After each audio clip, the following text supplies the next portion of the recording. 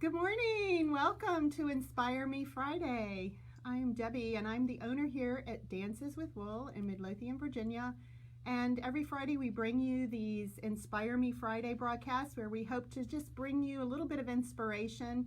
And today what we're going to do is we're going to go into a little bit of education, and hopefully I can help you navigate what you're going to do with your woolens leading into the winter, leading into the summertime, these off-season times when you need to store.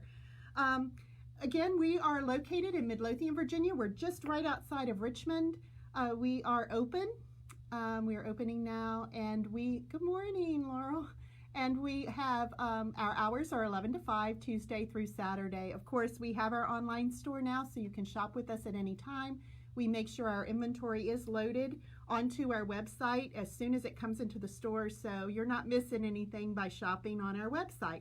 So if you can't get into the store, be sure to try that out. We do still offer curbside service for those of you that are more comfortable with that, as well as virtual appointments, and all of that can be found on our website. So now what I want to do is kind of give you a little bit of education today. I learned a lot. Since I've opened the store, I've learned a lot about the proper way to deal with woolens, and I wish I'd known this years ago. But I've kind of educated myself along the way, and I did a little bit more research for this today. So hopefully this is going to help you as you navigate what to do with storing those woolens for the summer.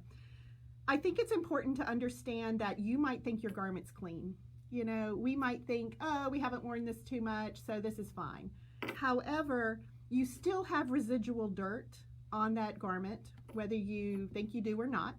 You also have makeup and perfume on that garment, whether you think you do or not. Your deodorants that you wear, or your just your body lotions, things like that. Those are all residual dirt and grime, and and lotions and things like that we wear constantly. So those things transfer to our garments. We also have our skin oils that are going to transfer to our garments as well. So because of that, even if we think our garments are very clean and can go right into the next season, we do need to practice a little bit more TLC with them so that they're ready to use and can last for years and years and years. And your garments should last a long time. You should be able to enjoy those for many, many years. So this is just going to extend the life of those garments. The first thing that you need to understand is everything I talked about: the dirt, the grime, the perfume, the body oils, everything. They can attract natural fiber lovers, and those do include moss. So the first thing that you want to be sure that you do to store correctly, and even if you don't think you have anything that's going to attack those garments while you're in your stored in your house, you just never know. So it's better to err on the side of caution. So the first thing you want to do is you want to take your garments and you want to give everything that you're storing a good 15-minute soak.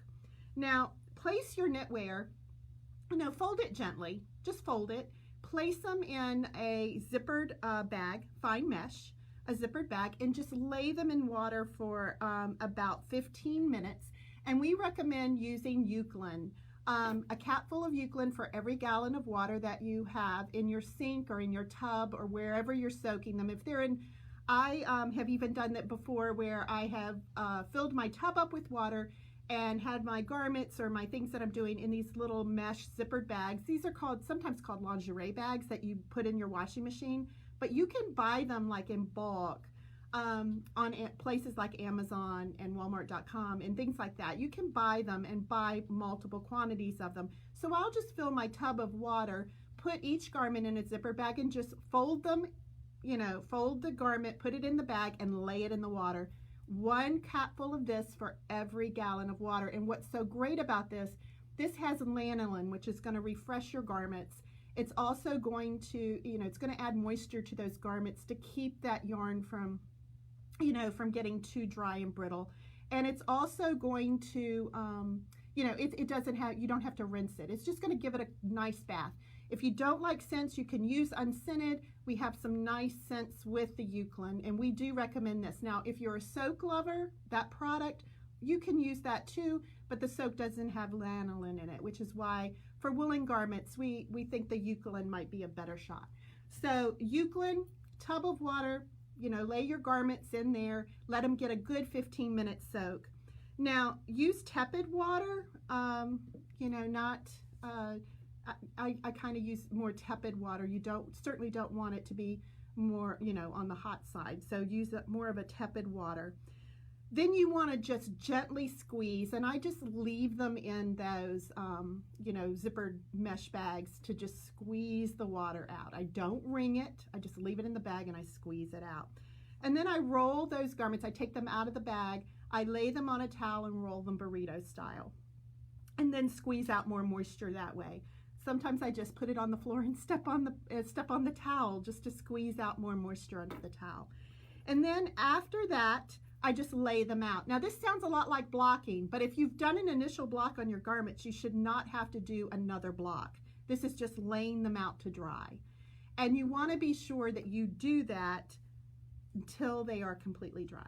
That could take a few days. Even if you think they're dry, let them go a little bit longer, because it's important that you have no moisture in that garment when you go to store it. And I think, just to kind of sum up what I just said about washing that garment and drying it, laying it flat to dry, I read this somewhere and I thought this was really a good thing to kind of remember. Don't do anything to that garment you wouldn't do on your own hair. Because you wouldn't dry clean your hair, and you're not going to use harsh detergents on your hair, and you're not going to use a hot dryer on your hair. So don't do that to your woolen garments. Just treat them just like you would your own hair. Now, once your wool garment is completely dry, now you're ready to go to the next, which is storing them. And I've got some suggestions for you for that, and folding them. So I want to just make sure that you understand that you do not ever put your garments on hangers and just hang them in the closet to store. That is not what you want to do. You want to lay your sweaters and your cardigans, just face down, and you want to just fold in the sides and the sleeves, and then just fold that in half again. And basically, if it's a sweater, it's going to, just fold it so that it's like this. And I'm telling you this because this is going to minimize any type of creasing or anything that you do. So you're just going to lay it face down. You're going to fold it so that the arms are just folded inside, and pull just fold the sides into center, and then just fold the bottom up to the top. If it's a shawl, it's recommended, again, so that you don't have to worry about creasing, that you fold it in half. So you fold in half lengthwise, pull the sides in diagonally to the top like this, and then fold it either in thirds or in quarters, and that will again minimize any kind of creasing or anything like that that you get. I just fold it to center and fold again, and I just get a nice square like this. Very easy to store and to fold. As if you're using paper to store, sometimes I'll do that as and you can get archival paper. You do not want to get tissue paper. Again, that will break down over time. It's not the best. And so you want to get archival paper, and I will link all this below. Never cardboard. Again, those deteriorate over time, so you don't ever want to put that in there to keep it, from its shape, or to keep it from showing fold marks on it when you take it out later. I usually just store it like this, but I don't use paper, but you can, if that makes you more comfortable, you can use that, and you can get archival paper off of Amazon, of course. And then you want to go to store it. And this was where I really started learning lessons on how to properly care for my garments. You think about, oh, I've got some Tupperware containers, I'll just store in Tupperware containers. That is not, plastic is not, you do not ever want to store your garments in plastic. So store them, remember they should never be damp. Store them so that they're not exposed to light, because as we all know, light can discolor your garments. Use sweater boxes or sweater bags that are woven, and when I say that, you can get these again off Amazon If you type in the search box on Amazon for breathable storage containers, breathable, you will find all kinds of great boxes that are vinyl, that are, have mesh in them. I wish I'd brought the one I have from home, because it's just, you can find all kinds of breathable storage solutions, all kinds of sizes. You can get quantities, large quantities on Amazon for just great prices. I would recommend that you search there. Just remember, the moisture is held in the fiber. So that is why you do not want airtight containers or sealed bags, because that's going to welcome those things that we don't want, like mold, mildew. You'll take your garments out, they'll smell kind of musty, and that's because they still had moisture that was held in those fibers when you stored it in an airtight container. That's why you want breathable containers. I understand that the Container Store opened over in Short Pump, so that might be a good place to also look for these types of containers over there. They have all kinds of storage solutions, but you want something that's going to breathe and allow your garments to breathe. So also think about adding silica packs. And this is a silica pack. They come like this. You can get, I found them 100 for $7 on Amazon. You could buy 100 silica packs. These are not dangerous to have around. I would recommend, when you store your garments, to store your silica packs in with your garment into the breathable container, just so that it can help with moisture, any moisture that is in that garment. And the reason, I didn't realize this, but this little guy can hold up to 40% of its weight in moisture, 40%. So that's a lot. So if your garments have any moisture in them, this will help take care of that. And 100 for $7 on Amazon.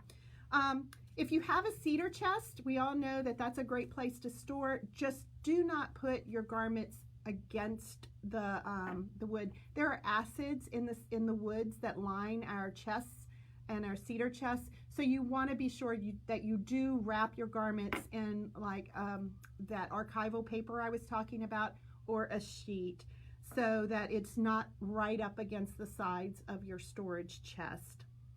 You can get archival paper again on Amazon. I think it's 25 large sheets, and it's like under $20.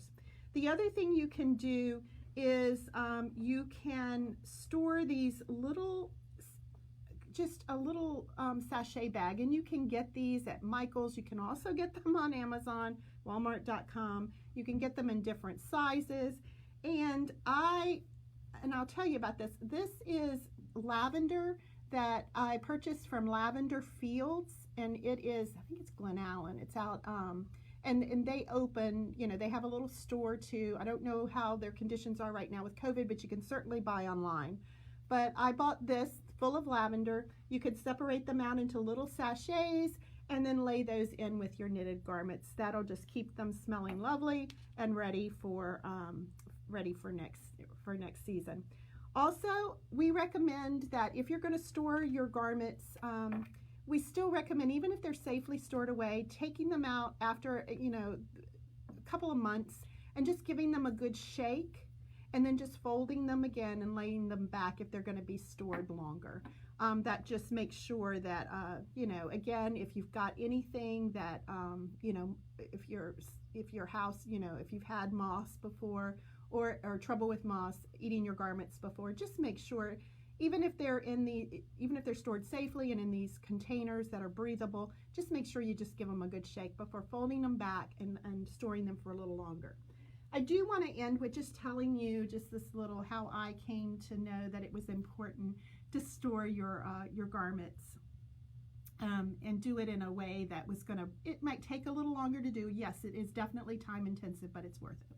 When I first started knitting, over 20 years ago now, the first garment that I made, and this was within that 20-year period, I did this coat, and it's all garter stitch, as you can see.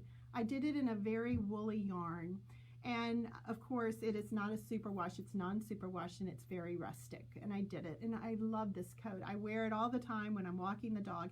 It has never been stored, it has never been cared for.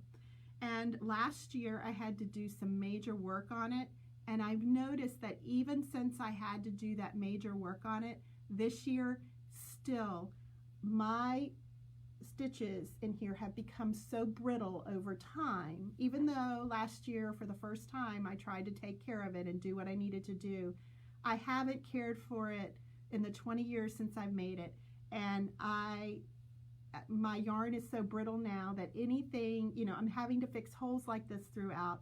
I love this so much. Like I said, I walk Lucy in it. It's a great garment just to walk. It's so warm. And so I'm heartbroken because I'm still enjoying this garment, but yet I'm having to, every few months, because the yarn is so brittle, because I didn't take care of it, I have had to do all this major work on it. And so I am, I'm learning my lesson, and I hope you are too, because as we know, these hand crafted garments that we do, whether they're crochet or knit, we want them to last a long time. So hopefully you've learned something today. We'll be sure and link what we can down below. Again, we will remind you of some of the products we mentioned in this.